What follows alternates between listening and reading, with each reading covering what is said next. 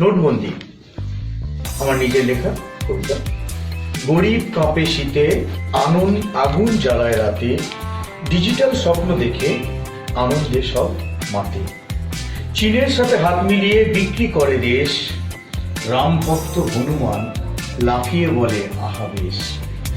লালকুমার আর নীলকুমার গান গাইছে খাসা, পদ্ম ফুলের চাষ করে লুকিয়ে কাঁদে চাষা।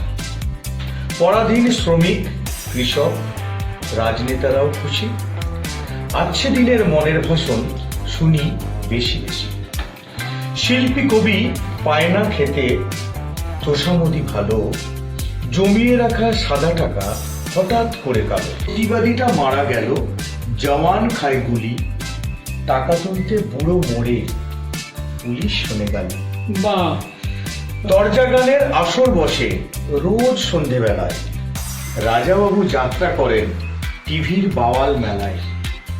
ক্ষুদিরাম, নেতাজি, বিবেক, রবি স্মৃতিতে থাক। যুবক যুবতী শিক্ষা শেষে বিদেশে গিয়ে খাক।